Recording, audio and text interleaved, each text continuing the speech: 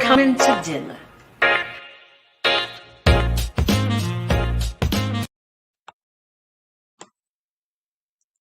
Guess who's coming to dinner? Today is Monday. And today is the day that the Lord has made. Let us rejoice and be glad in it, because we're here talking about it. And today I'm really honored to have this young lady with me. We have a few things in common. We have New York in common. We have Delta Sigma Theta in common. And to me, I think she's a showstopper. So let me introduce to some and present to others the one and the only Miss Betty Baye. What's Hey up, my girl, sister? I am good. I'm How you good. doing? Hey, look, I'm glad to be here with you. I had something special for you. Happy birthday, Betty. Birthdays come but once a year. Happy birthday, Betty. Your birthday's almost here. Happy birthday, Betty. It is your time of year. There you go. Well, girl, you are the first one to say happy birthday to me. I know, and I about 100 love days early. yeah, but I love being a spring baby. I told him I don't care what the calendar says. I Right. always love to be born in the season of the resurrection. Oh, It's I hear either you. Good Friday, Easter. It works for me. And what I love about being an April baby, and there's many of the women in my family, for instance, are Aries, but I really love the idea that things are starting to bloom after To the bloom. winter. The plants are coming out and everything. And actually, it must have something to do with my attitude because I am blossoming. After the long winter, the pandemic, and everything, I've been out the last couple of days trying to walk a little bit because it's a little Mm-hmm. warmer. This Yes. is right up my alley. And I'm glad to be alive, to come through the Yeah. pandemic. I've Yeah. had my We're vaccines. blessed. Most of my family, we got through it. We had one death, my sweetheart, his stepson was one of Mm-hmm. the early victims of COVID back there in New York. And but my family, we got through it. And we lost a cousin, Tommy. We think it was COVID, but we're not sure. But So we think tell it me, Betty, how'd you get to Louisville from New York City, from was. Harlem? Ask me, because I sure didn't plan to stay here 30 some years. Uh, But I came here. The Courier Journal recruited me. okay. Louisville was somehow on my. I don't even know how Louisville got on my list, but the first place that ever flew on an airplane was to Louisville, Kentucky. I Right. worked for the Presbyterian Church. I was a kid. I was like 17, and I was a secretary. And they had a General Assembly here. So I came Okay. to Louisville, Kentucky. I had never stayed in a hotel, never flew on an airplane, and I remember being just terrified. And then the next time I came back to Louisville was years later in 1981. The National Association of Black Journalists had a convention here. Okay. And I came to Louisville to the convention because I was working for a small newspaper in New York. So I came for the convention. And I remember my friends and I, there was three of us in one room. It was a guy and two girls, and we would put him out and get dressed. We had like no money. And Right. I remember looking out of the guardhouse window and looking down at Kingfish when it was on 6th Street. Right. And girl, I thought it was like an expensive restaurant. It was all lit up and everything. And I said, boy, I Mm-hmm. sure like to go over there to eat. And we at the convention, then all the newspaper companies had big receptions. So we would go from one reception to the other and get all the grapes and cheese and the stuff and bring it up to our rooms because we had no money. Right. And I met this woman there because, me, mouth open, hands up. And I met a woman named Carol Sutton, who was the first top woman editor at the Courier Journal. And Carol liked me, and she stayed in touch with me for the next 3.5 years. And then she said they had an opening here in Louisville, and she invited me to come for an interview. So I came here in 1984. And I remember I was glad to come because I don't know whether people in Louisville appreciate it, but the Courier Journal was one of the 10 best newspapers in the country. It Yeah, had I a don't I don't tremendous think I don't think reputation. the city knows that. But Yes, there are newspaper readers in this city, let me tell yeah. you. So coming out of New York, I would not have come to out of New York for anything. That's my home. I love New York. but I wanted to come to the Courier Journal. Plus, let me tell you how Louisville seemed to be on my plate when I wasn't planning it. My instructor in grad school at Columbia University Graduate School of Journalism was a man named Norman Isaacs. And years ago, he had been like an executive editor at the Courier Journal. So he was my main writing teacher. And so I was aware of the Courier Journal, as most people in the news business were. But the Courier Journal was the first paper to have a newspaper ombudsman. There was just a lot of pioneering things. The Courier newspaper, what? Say that again. Ombudsman. That is somebody who is like a negotiator for the readers. When the readers call a complaint, there's this person they call the ombudsman. Other papers adopted it, but the Courier was the first one to have it. When I got here, the Bingham still owned it. And it was like a great big plantation, not just for Black people, white people too, because we had free membership at the Y. We had a full service cafeteria. We had good benefits.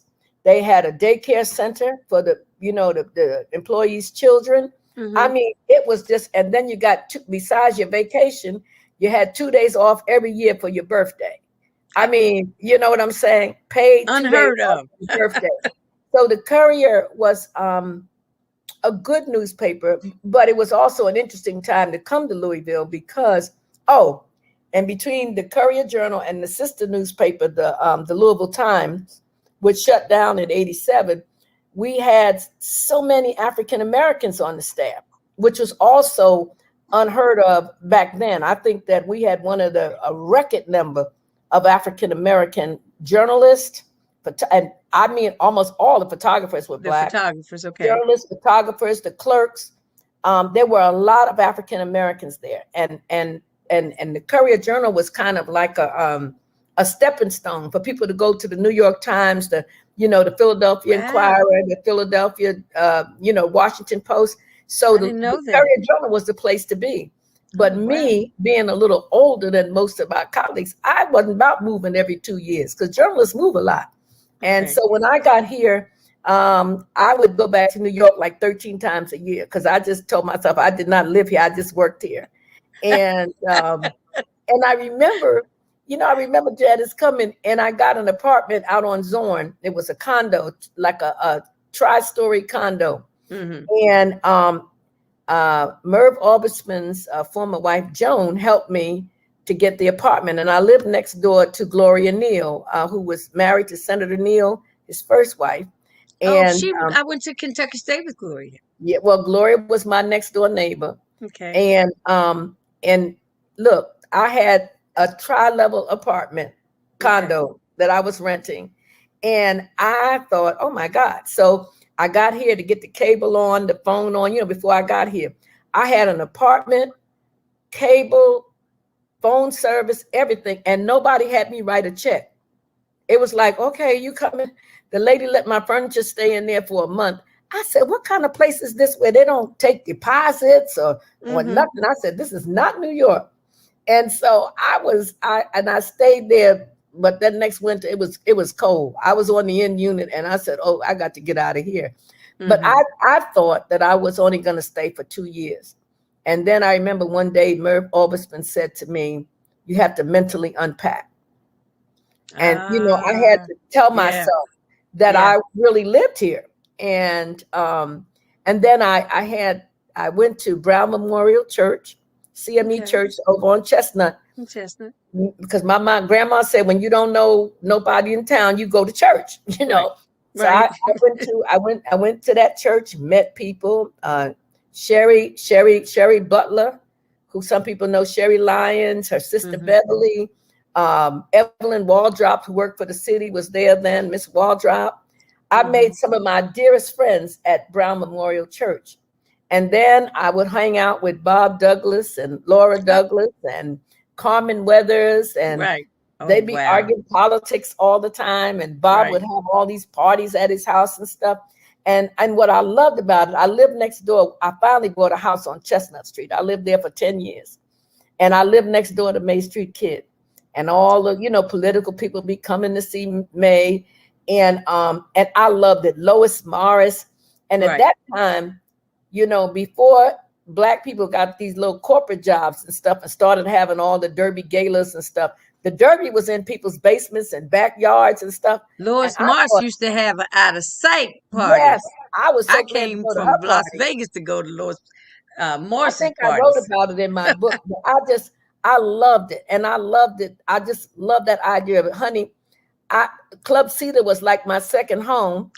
Club Cedar was jumping, and in the back, you know, in the summertime, you sit out there and have a fish sandwich or some chicken, and Joe's Palm Room. Yes. So it was for me coming from, you know, New York, a big city. This was like a big small town, like a family, and Right. and you could go out as a woman by yourself, and I never felt afraid. I'd go to Joe's alone or whatever, and Everybody. I went somebody would everywhere say, alone. "Yeah, let me walk you to your car, sis. You know, let me take you to your car." Right. And you could just sit up in there by yourself, you know, with no date or nothing, and feel very comfortable. Right. And everybody was lovely. And I think because I worked at the newspaper, people that grew up here were like so proud of me, you know, being a Black person at the Courier Right. Journal. Right. So they would say, "Sis, I like that thing you did." You know, they Right. give me story ideas of whose son went to jail and the this, the. So, and then I met like a lot of the civil rights people. So Ann Braden and Maddie Right. Jones and all of these people, because at that time, you remember the Klan. I don't know if you were here or not at 84, but the Klan was Mm-mm. active in the Jefferson County Police Department. So they had Klansmen on the police force. Okay. And this is after busing and all of that. And Right. we, you know, and for That's some when they reason, started to have a lot of murders. yeah, and the racial stuff was going on. So I got to cover that. And then, like I said, once I met the civil rights people, Ross Jessup, uh, uh, let me see, just different people who led the NAACP and stuff.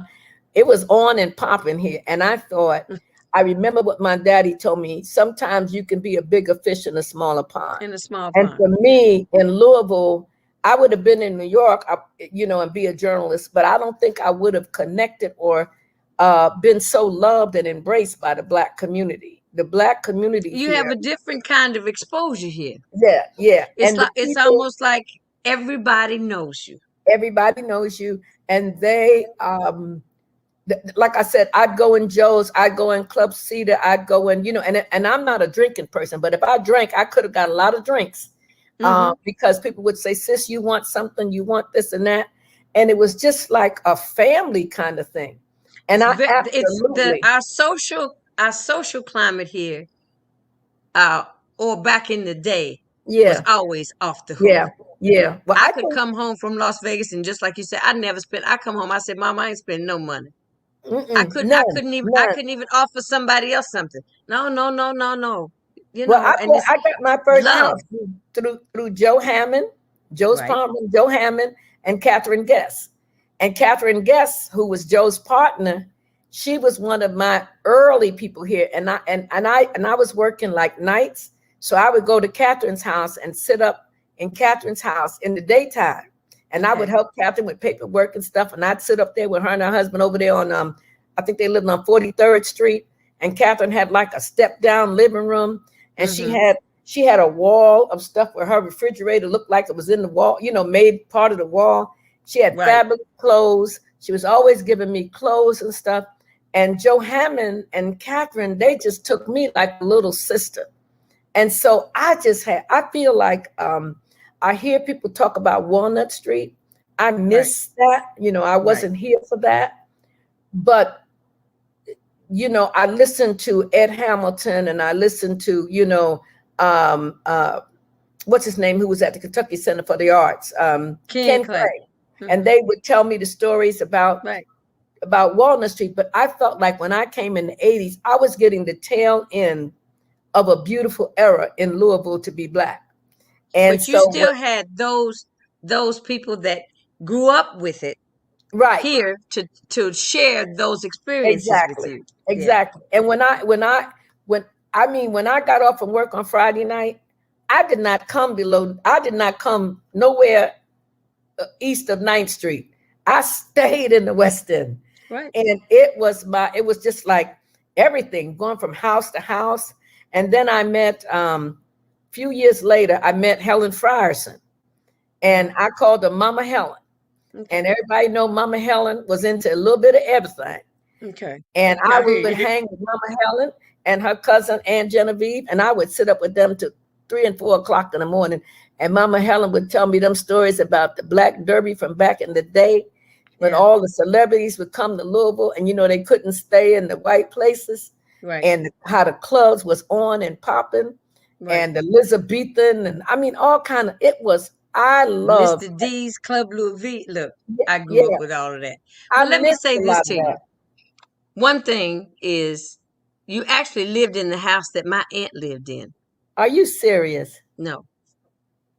Because my aunt lived next door, or 2 doors down from May Street Kid, but it was like they were like 2 rows. It was like the 4th house from the little alley, Yes, yes. Well, and that it was on the end. yeah, there was a house on the end, and then there was next to that, that's where Sherman and Beverly Morrow lived when I got there. And then Rochelle Goatley, who was Okay. in the NAACP. Okay. And then next door to me, it was empty for a long time. And then and I lived at 2306. Okay. And I'm so gonna pull up this picture when we finish and show you, and you Yeah. tell me if that's not where you I live. wrote a story about that house, and then Miss Kidd was on the other side of me. Right. And right. then I think Lenny Lyles' mother lived on that block. Mina Oh, it Daniels. was and Jesse. Chestnut Street was all that. But that's what I loved. And when I got here, child, I thought Beecher Terrace was townhouses. I said, that's the projects. I'm like, Yeah. Thank you. they got Thank grass you. and a little yard and stuff. So I'm Thank like, you. wait a minute. So when they Listen, were telling me, let's go here. Let's What? go here. I'm gonna take you somewhere else. okay, Say there's a young lady listening right now that is aspiring to be a journalist. Give us some pointers of where to start and a path to take. well, I tell you, the first thing, you got to be like me, and maybe you too. I'm a storyteller, and I Okay. love stories. And when you grow up like I did, we didn't have a TV for a long time, so the entertainment on Saturday night was my father and his friends. Okay. And they migrated Okay. from the South to New York, so they told all these stories, and they, tell the lies and all that stuff that they did. Mhm. So I always loved storytelling, but I didn't Okay. aspire to be a journalist because I didn't know nobody that did that. Mhm. But I would say you gotta love being a storyteller, and then Okay. I think you have to have an idea what kind of journalist you want to be. Like, in other words, you're an entertainer, you're a singer and stuff. There are people who specialize in covering entertainment. Okay. Is sports your thing? You cover sports. If civil rights is your thing, Okay. you have a sense of what you wanted to do. I came into journalism later, but I had come out of the civil rights movement, Right. which sort Okay. of slowed me down because a lot of people didn't want to hire me because I was, but my point is that you need to have a sense of what you wanted to do. And I knew that what I always wanted my journalism to be was a love story to Black people, because I always Ah. felt like we were misrepresented. And I wanted to tell the stories about who we were, how we love, how we party, how we celebrate. That was my mission in life, was Wow. my career was to Wow. tell our stories. And I would always say, if you wanted to read a lot of Black pathology and shooting and killing and all of that, you have to read that somewhere else. If I've got one column to write a week, I'm not going to spend every column beating up on people that's already been beat up on. I Right. want to tell the other side of that story, because You want I to do grew up something uplifting. uplifting. So you have to decide what you want to be. Now, some Yeah. people want to be journalists because they want to be sensational. They want to get famous. They want to do all that. And you can get famous being a journalist. But if you want to make a whole lot of money, this is Mhm. probably not for you, not right away anyway. Right. And then the other thing is that I never learned grammar in school. I don't know why I don't, but I know how to write because I read a lot. So I Okay. put in the commas and the semicolons, Where they're supposed to be. right. And I came along with other people that's what they studied to be journalists. They studied to do all of that. Now, my bachelor's degree is in communications and English, Okay. but I never learned English, like, people diagram sentences and stuff. Right. But I always had good conversation, Okay. and you got to be a conversationalist. People have to trust you to Yes. be a good journalist, because you don't feel comfortable telling everybody your stories. So you have to know how to also keep confidentialities. And the main thing is you have to know how to write. Right. And you have to understand that lots of times that first writing that you do is a draft. Somebody's going to come along and edit it. And that's the problem for a lot of people. They think, well, if I write it this way, that's the way it's going to be. But we all need editors. So you have to be prepared to be edited and get your feelings hurt. When I wrote a story when I was in grad school with this man who was at the Courier Journal, I wrote a story I thought was fabulous. And he read the first 2 paragraphs. He looked at me. He said, Baye, what is this shit? Hurt my feelings. I thought the man was like discrimination. I said, he just doesn't like me because I'm Black. And then I saw him like tearing up the white people. I said, oh, he's equal opportunity. So then I could be a good student because I knew that he wanted me to be a good writer. So the thing is to be a good writer, but to be a good storyteller, to be a good talker, and to be a good listener, and to be observant. Like, in other words, I read a story the other day, and it's like old-fashioned journalism. And the person, I was taught when I interview you, for example, I'm looking at you now. If I'm interviewing you, I'm going to see those flowers behind you. I see that picture. I see the color of the wall. I see what you have on, because you want to be descriptive. But now with all the shorthand journalism, a lot of that is gone. You look at my house, you see the walls, you see the art, you know what I'm saying? So the thing is that when you write about me, because you look to see, well, look, oh, he got his family's picture on the desk. Oh, his wife is pretty. You observe those things so that when you do your story, we used to call it putting the color in. You bring in color. You give the person some humanity. So for me, I love that. And I would say, if you want to be a journalist, start now. Be an observant. Be an observant. Even as you're talking, you're looking, you're seeing, you're hearing, And I like to sit down in restaurants and listen to the people behind me, what they talking about, because there might be a story. You know what I'm saying? And I'll tell you one thing about that. I know you want to go another way. But one time I was getting ready to do a piece for Essence Magazine. And the editor was talking to me about doing a piece about sexual abuse. And so we sitting there at a table in, La Famille restaurant on 12015 on 2nd Avenue upstairs. Had the best short ribs anybody ever made. And we're sitting there talking about the story and how I'm going to approach it and all of that. And there's this couple sitting behind us. And on the way out the door, the woman slipped me a note and said, call me. She overheard our conversation. She had been terribly abused by her father. Wow. And he became like the center of my story. We didn't name names. Her father was some famous person. But the point was that she heard that story and she just slipped me a note and said, call me. Said, call me. Ain't that something? So that's why you don't know, you know what I'm saying? And you don't. And the trust issue, like you said, people have to, in order to give you information and make sure that you disseminate that information in context. Yeah. They have to trust you. Right. And when people talk about journalism, they talk about being objective. Well, nobody's objective. The thing that you have to do as a journalist, you have to be fair. You got to be fair. Gotcha. And sometimes you got to talk to people who you find are personally abhorrent. You wouldn't be in a room with them. You know what I'm saying? Some of my best stuff was interviewing the head of the Klan here in Louisville.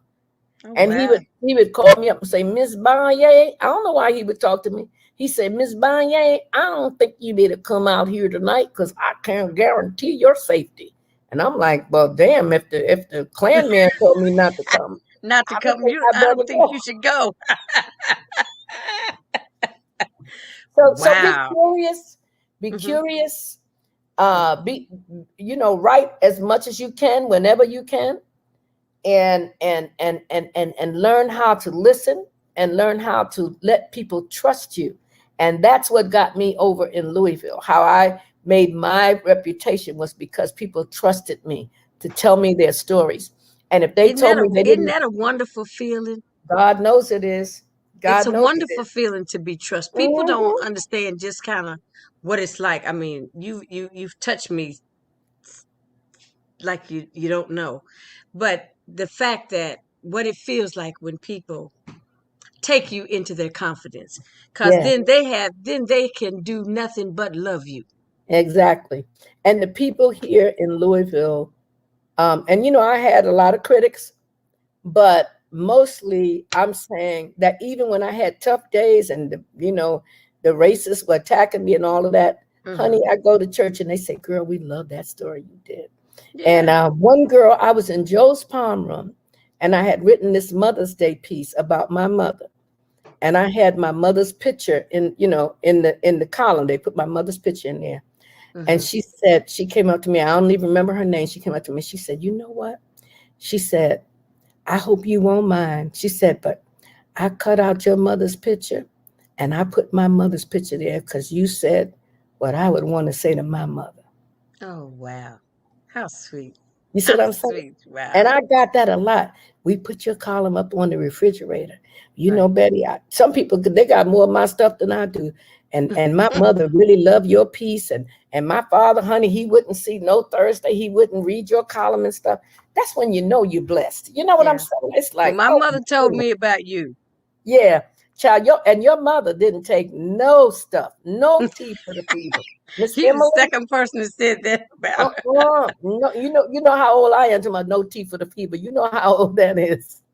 But Girl, I'm look. just saying that it was, I learned to respect my elders even when I Yes. didn't agree with them, and Yes. I knew that before. And I love the senior. I love the elders. I love talking to them, and that's why I would say I could sit with Mama Helen for hours. Beulah Well, let me Reed. say this about Louisvillians. Louisvillians are easy to talk to. And Some actually of them. they Mhm. open well, but But the they really senior, are. I mean, once yeah, you get to know them, they will open up, yeah, yeah, yeah, and they will bring you in. And it's not easy for them to bring you in. hmm, Let's be yeah, clear about yeah, that. But once they bring you in, then you're in. Then yeah, your love the love and respect that they have for you is showered upon you. Louisville's got um, we've got wonderful Southern hospitality.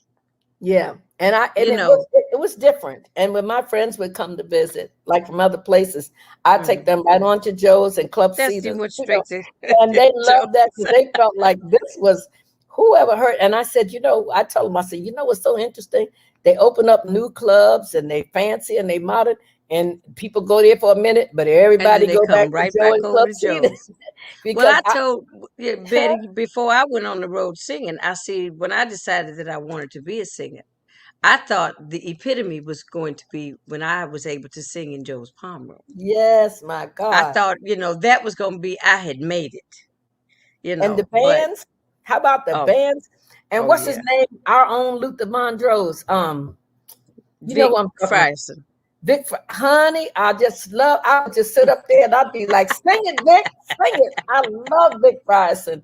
And when I had my TV show several years ago, I interviewed Vic up there in Maryland, because he Hmm. moved to Baltimore. Right. But Vic Frierson, and every time he comes back to town, I try to make any show when he's here because I connect him to my early days in Louisville. And girl, I was even at the Elizabethan. People try to act like Oh, they were girl, there. go ahead Check on. your pocketbook for weapons. Betty, let's go to Betty Baye, the author. Yep. Let's talk about the Book of David. Okay. Tell Well, me, it's a love story, yes, and it is. it's your life story. So, give us a summary about the Book of David, but give them a little teaser so they can go to Amazon and look it up and purchase it, and Exactly. have you in their home with them. Yes, and invite me to their book clubs virtually and stuff like that. All But that good stuff. I wrote this book. I didn't know. I knew I was going to do another book. I have two other books, but I knew I was going to do a book. But I went to New York City for a neighborhood reunion. I didn't Okay. want to go. I was in DC and partying and with my girlfriend, and they said you can't be this close to home and not go to neighborhood reunion. So I went back to where I grew up, and I'm there at the reunion, and everybody's gathered and they grilling and carrying on. My sisters are there, but I had told my sisters I wasn't going to come. But anyway, I ended up coming there, and I was there for about an hour or so, and then I saw this man coming through the gate of what we call the Big Park. I grew up down on First Avenue and between the East River Drive and First Avenue in the project, the East River Projects. And I looked at this guy. I said, David Rivera. And he said, Betty Winston. And that was in 2010. And that was my childhood crush. I hadn't seen David in 50 years. Oh, wow. And so as it turned out, David and I got together and he moved to Louisville. He was in Pittsburgh. He hated it. And this is like the older people love story, because after you get a certain age, people think that all the love is gone. But we were in our 60s. We had so much fun. I loved me some David, and I loved him when I was a kid, and I loved him. He was Puerto Rican, and we would dance our Latin music, and on Saturdays, and we traveled and we did all kinds of things together. And then in 2013. We were doing one of our road tours to Florida and Georgia and all of that. And we were at Tybee Island, and he had this lump in his neck, and it turned out it was cancer. And anyway, after David was diagnosed, we went on the cancer journey. So David's son lives in Georgia. So when I could no longer manage it alone, we went to Georgia. I went to Georgia, and we tried hospice at home. And but David ended up dying in the hospice there in Atlanta, Our Lady Perpetual Help Home. So the book opens with David dying and what happened and all of that. And then I go back to, because my girlfriend, who's also a writer, said, you didn't see David for 50 years, so you really can't tell his story. You can only tell his story with you. So I tell you the story. I tell you our love story. And then I tell you the story of how I love New York and how I grew up and went to the Apollo and, all of that. And then in the end, but like I said, I didn't plan to write a book. And then it was like I was, after David died and I came back to Louisville, I was in my house and I was just so sad because we were so happy. And this voice just came to me and said, I want you to tell somebody about me. I want you to tell somebody about me. And it was so insistent.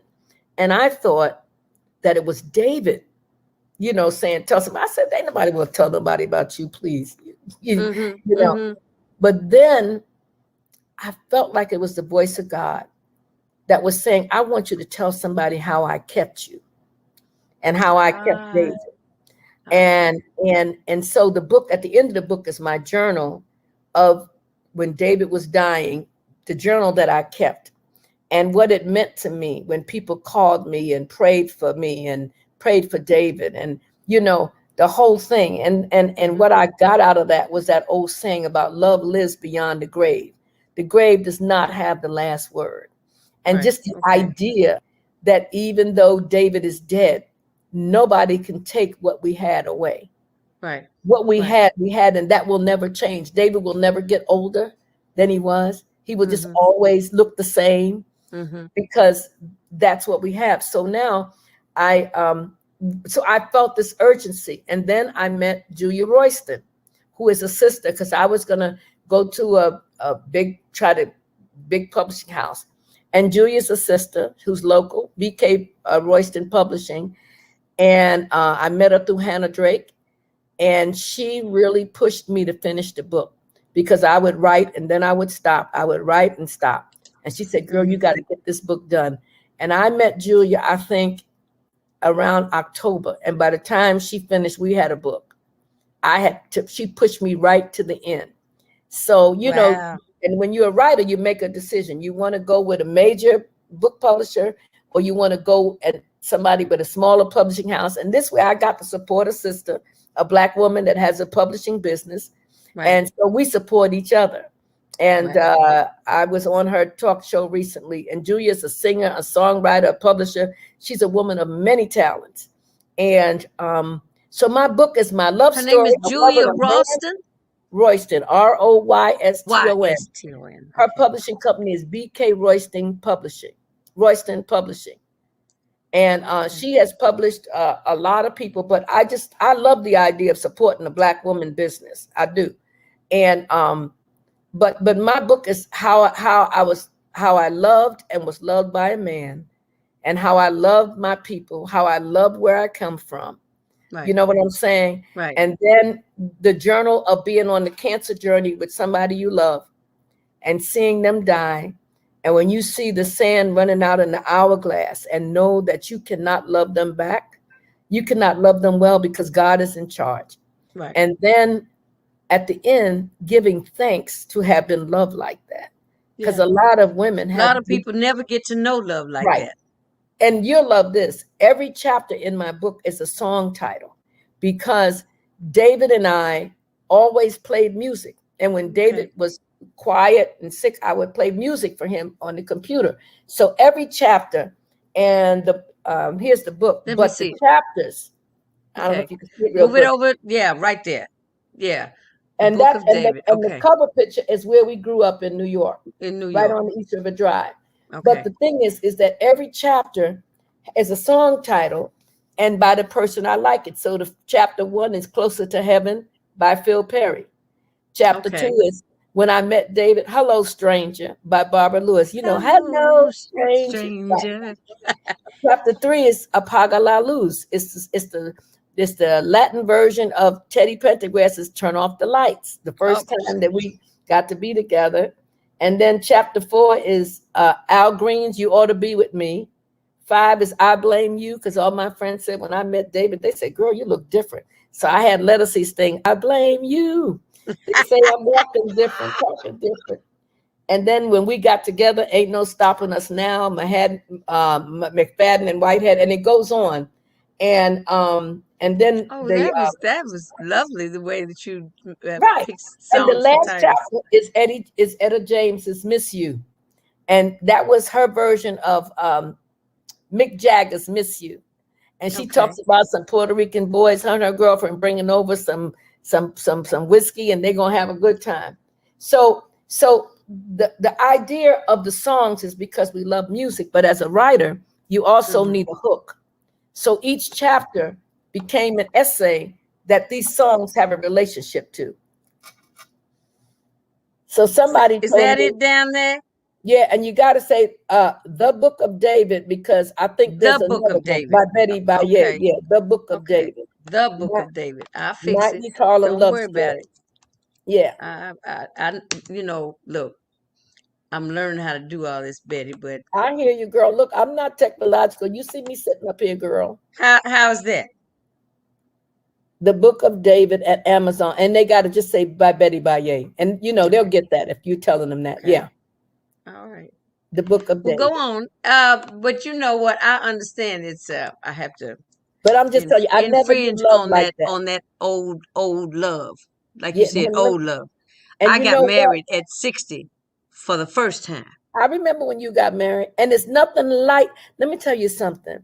When I know that many of my girlfriends were so happy for me Yeah. because what it is when you say I never knew love like this.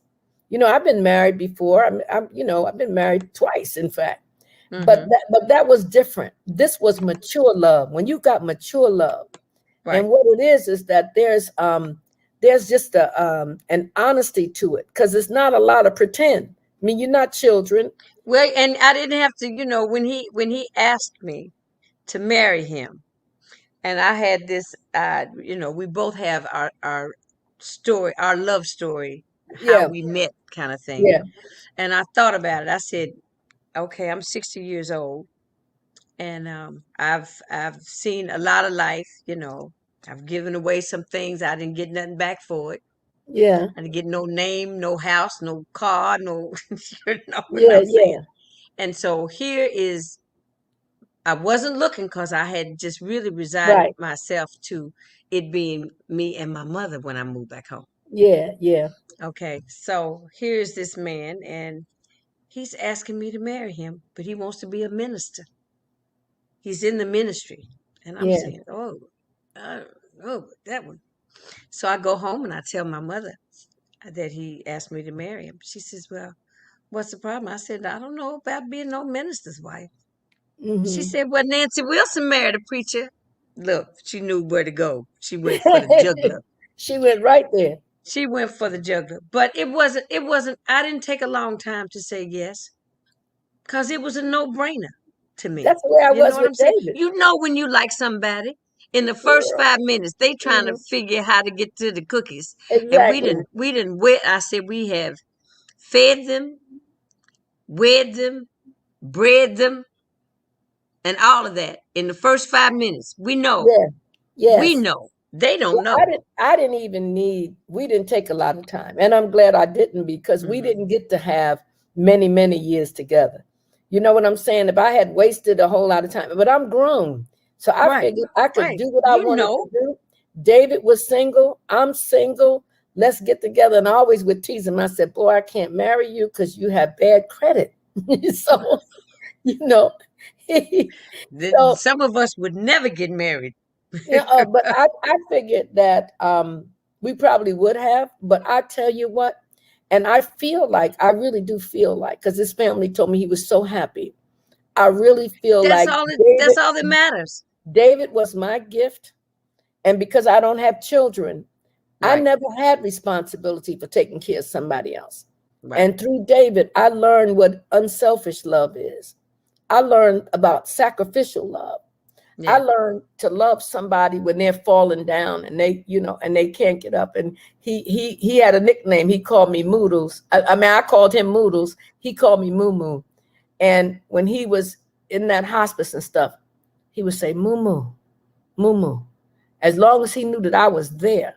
You know what Hmm. I'm saying? Hmm. And I feel like God gave him to me to take care of him, to help Well, him that's that's to a get that's through this that's a world. blessing because God Yes. God gives us what we need. Exactly. And He God gives us needed what me we to need. have some responsibility. Okay. Because until you have to take care of somebody who can't help themselves, like a baby can't take care of themselves, Right. you have to be responsible. At some point, I had to be responsible for David. And he was so strong and so brave and all of that. But I just feel like, and it's just like that book, I felt like it was God saying, tell your story, tell Yeah. them about me. And Right. maybe somebody might get something out of this book, Right. something to That's help them on the that's journey. that's what it's all about. I want to go to another part as we kind of get close to closing this out. That a piece that I did, my musical piece that I made you a part of. Um, and I don't know if I ever really told you, like I should have told you, how much you made it all work. My girlfriend's piece. Oh, I remember that. Yeah. You are so I've got talented for the anyway, audience that gifted. doesn't know, huh? You are gifted. Because you also sang for my club. You remember when Right. you I sang came for and the did the Chums? for Chums with Woody Yes. Woods. Yes, you Right. did. And that girlfriends had to have uh when I did it one time I did it in Las Vegas, I had a narrator. And when I was here, I was saying, Betty Baye, I said she would be great to be our narrator. And just the little different sets that we had on the stage, that your um, maneuvering around and sashaying to, you're over here with one of the girls singing, and then we look up and you're over here and you have your little parts to say and where you shine, and then you bring everybody else in and out. It was like, it was But very y'all was special. singing. I wasn't singing nothing because God didn't give me that gift.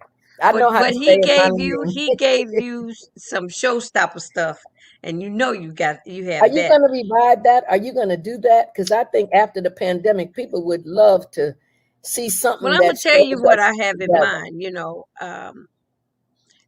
They stopped doing the Ebony Fashion Fair, right? And Yes. I'd like to use girlfriends to take that place for all those Black organizations, social and service organizations that use the fashion show for their yearly fundraiser. As a fundraiser, yes. So I kind of sent my stuff over to the Bridgmans after they did Ebony and said, well, if you think about that, I've got the show in place, intact, Yeah, all the yeah. music ready to go. I just need to call my girls up and say, we need to rehearse for a month or so. All the music's written and hit the road. and be able to book it. So Yeah. that's what I want to do with Well, Junior Girlfriends. Bridgman did buy the Ebony magazine. I'm Yeah, not sure it's going to be digital, but it's digital. I think that tool was a fundraising tool, and it was interesting. I never went to Ebony Fashion Fair in New Get York, out of here. but I went Not to in New Ebony York, but you Fashion went Fair here. in Louisville. Honey, it was a big social event. It was. It was. That was my mother's event of the year. At Memorial Auditorium. Yes, I Memorial did. Auditorium. Every year, Thanksgiving weekend. Yes, Every baby, it year. was fabulous. It was always fabulous. And I just, like I said, I never dreamed that I would be a writer. And let me tell you about, speaking of Ebony and Jet, you know, Black people don't care where you were published or nothing. Hmm. When you make it in the Ebony magazine, You've for Black made it. people, you have made it. I was in the Ebony magazine cheesing, and then I was in Jet. And honey, they ran all through the projects and saying, "Little Betty's in the Jet, Little Betty's in the Jet." And my mother and them were like many celebrities because I was Oh in the yeah, Jet it's big to magazine. do, big It time. was a big to do. So I wish Junior Bridgman and them have a lot of success. I don't know, you know, what the book is going to, you know, how they're going to manage it or anything. And I still Yeah. do some freelancing. So I would love to maybe, you know, write an article in the new Ebony, you know, we'll Oh, that would see, be great. you know, I spoke with his daughter, Eden, Eden. Yeah. and I sent her a clip of Girlfriends. It was one of the clips I had because I didn't film. The Girlfriends that we did at the Clifton Center is the only one I've not filmed. Okay. Okay. Okay. But I sent her a clip of the Girlfriends that I did in Las Vegas and the pictures and everything that went along with it. And I need to send you some of those pictures so you can have them for yourself. Yeah. But I want to say, Miss Betty Baye, you rock. You rock, Girl, my thank sister. you. And Thank I you. knew it was going to be so easy to talk to you and for you to share your story because a lot of times people don't get to tell their whole story. That somebody's asking them 1,001 questions. I wanted Yeah. to give you an entree and let you have the floor. You know, Particularly if you're a storyteller yourself, you be getting everybody else's stories. Yeah. Well, I well, appreciate the and it just opportunity. lets me know more about the people that I think I know.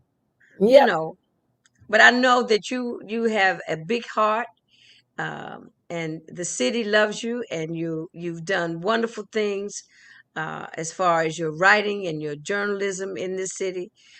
Your love story, just telling it to me today, I understand about that when the song that you made me think about when you talk about old love. Lou Rawls used to have a song called "When Love Is New." Oh, when love is new. And When that's right. love is new, I love that. So Honey, anyway, look, you know, I have my days, honey. I got my Alexa here and I play my Johnny Hartman and I play my Natalie Johnny Cole and Hartman was my daddy's favorite singer. I love Johnny Hartman. And I knew that if Johnny Hartman was a white man, none of them could touch him. Uh, Johnny Hartman yeah, was yeah. fabulous singer. He didn't And get I the had, exposure he should have. Yeah, yes, honey, look, music in this pandemic, I don't know what I would have done without it. It takes the edge off for me. yeah. When the news gets to be too much, I just say, Alexa. If I tell her Turn it right off. now, I say, Alexa, play Natalie Cole. Yeah, Alexa, play Nancy Wilson. You know, right. Alexa, play. You know what I'm saying? And I even bought me the old fashioned record player because I still got a whole bunch of big old albums, Albums. 33 and the third albums in the Yeah. garage. I said, honey, when I go up out here, my family's going to kill me between my books and my records and all this junk in here. They're gonna have to clean it out. I don't have no energy to do none of that. So they're gonna have to throw my stuff away or whatever they're gonna do. But God is so good. And Yes, he is. I just feel like God does everything for a reason. If my father was alive, I'd never be in Louisville because my father didn't want nothing to do with nothing with Confederate monuments and none of that stuff. He would have said, "Oh hell no, that's why I left Virginia." No. So but Louisville has been very kind to me, and now when people go, "You going back to New York?" and I'm like, "And live where?" Yeah, Because if the rent in the projects are $1,500 a month, imagine on the open market what you're paying. right. I lived in So, the Riverton. child, you was upscale I know. up there Look, by I the lived in Lincoln the project. Riverton, but I used to tell my mother, I said, but mama, when you come down and you cross the street, You in them the projects. Yeah, But the Lincoln Project, Riverton baby. was on another block, and it had this whole Yeah, different aura. that's where all the middle class Negroes live, Right, and the Riverton looked like a project, but right. it had the middle class people in there. Well, that's where the stars live, Betty. That's what I'm The telling you. Eckstein and everybody who was uptown. Right, Dinah The Washington, Riverton, Lennox Terrace, Lennox those were the Terrace, two exactly. places, and then later Riverbend. I mean, Right. that's where they That's lived. the name of it, Riverbend. I had a girlfriend that lived in Riverbend, and I could never remember the name of it because Riverbend. Riverbend was right next door to the Riverton. Yeah, and Riverbend came later, but the Rivington Right, is the classic place where you had, middle class, singers and entertainers, right, and that's what I loved about Harlem back in the day, baby. You be walking down the street, you see most anybody, and you right. go into Chicken and Waffles. What's the name? Chicken and Waffles in place. All the celebrities being there, all the bands and the singers. Like, What was the restaurant on 145th, the cafeteria where you got the oxtails? mm, Right off Broadway. Um, mm, that wasn't mm. one of my hangout spots. Copeland's. Oh yeah, Copeland's. Copeland. Yes, Yes, yes. Copeland's. Like I said, Harlem was on and popping. I mean, just the Club Lido where I would go and get fried wings. I remember when Sylvia's restaurant Sylvia's, yeah. it was a stand. It wasn't even the whole restaurant. It was a countertop and a few booths. I Okay. hear you.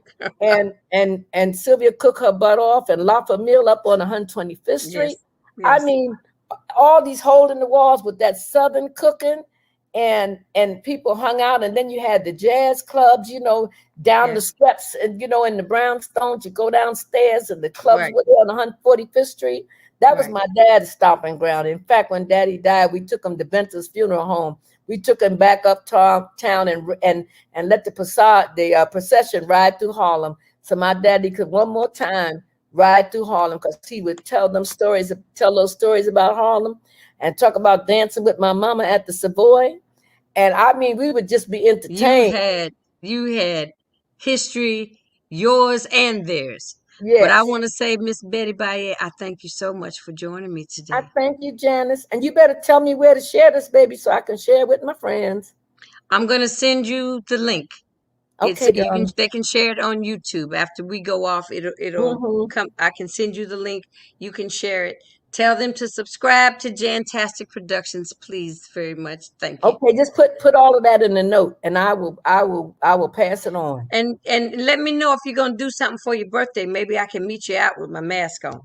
Child, look, I don't even know what I'm doing. Look, I got the shots, I got my shields, I got my mask and everything. But I'm not. We can meet somewhere. We can stay. We can be outdoors. Well, the birthday is the whole weekend. So you want to just sing one more note to me for my birthday? You the first one. Girl, listen to her. Happy You birthday, say happy Betty. birthday. Birthdays come but once a year. Happy birthday, Betty. Your birthday's almost here. Happy birthday, Betty. It's definitely your time of year. Bloom, mama, bloom. Say that, baby. And with the blues, with that blues lick on it, girl, please, I'm scared. I know. See? Oh I my gotta do God. something different. I I love know. you. Thank you. Love you back. Take care, Sora. All right, sweetie. Bye-bye. All right, there we are. Miss Betty Baye. Now, if you didn't know, No, you know.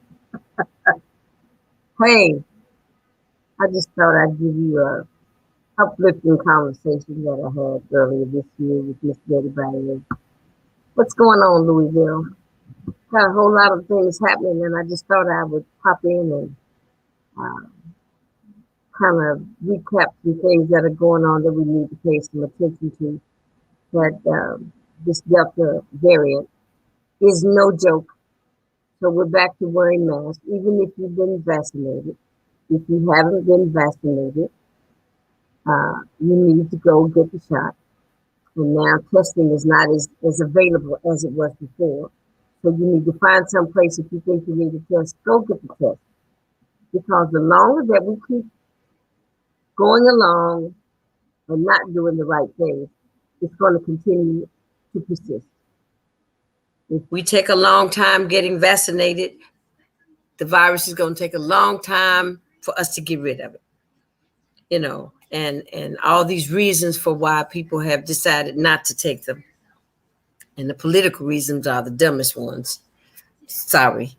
But I think everyone needs to not just be so self-centered, those that have not taken the shot. Don't think so much about yourself. Think about other people. This is a time in our lives when we need to be a little more selfless. Would you say? Just a little more selfless. And think about others. Even our children now are suffering because it's attacking them. They've got our kids on full buses. Buses are full to capacity. So I mean, so who planned that out? That they could sit the kids on top of each other. I see parents, I think you need to look into that. How many kids are on the bus? Or do they have on masks?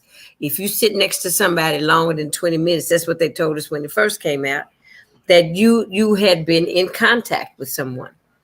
You know, that was contact. If you were around someone for a minute or so, maybe not so much. But if you were sitting next to somebody for 20 minutes or 30 minutes, and know the kid's going to take their mask on and off, come on, what's happening with our children on the school buses?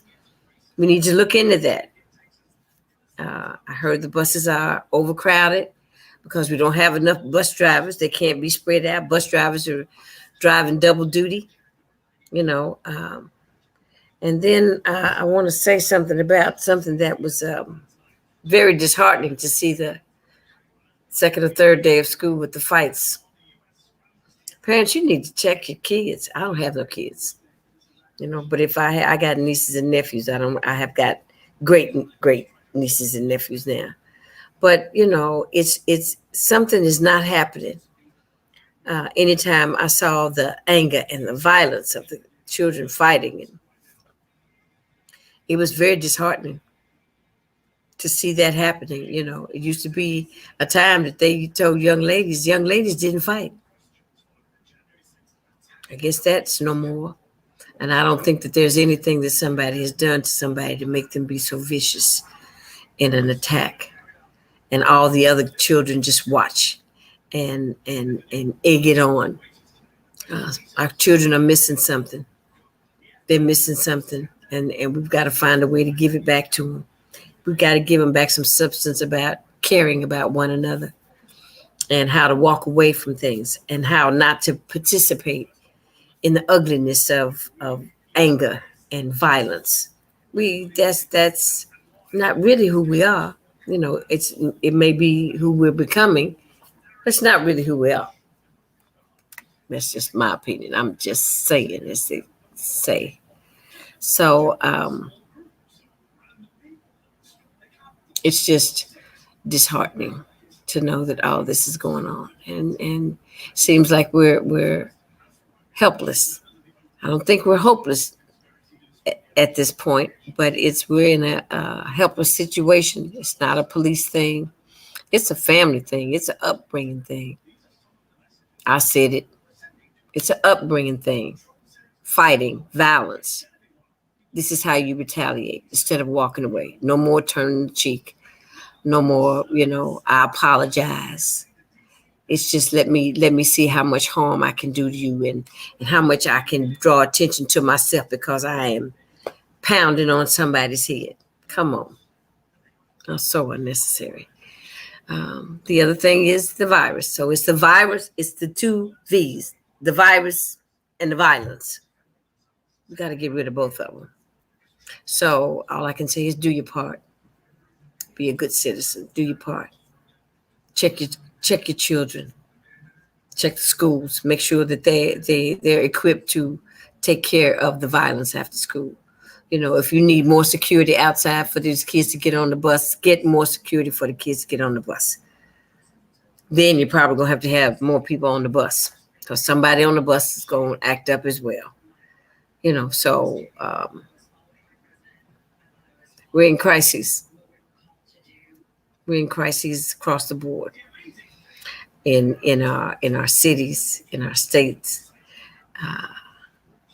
in our country. We're in crisis. Afghanistan is just not a crisis. It's a crisis in a country. They're having their crisis.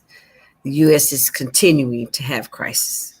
Crisis with the virus, not wearing a mask, not taking the shot, not being mindful of other people.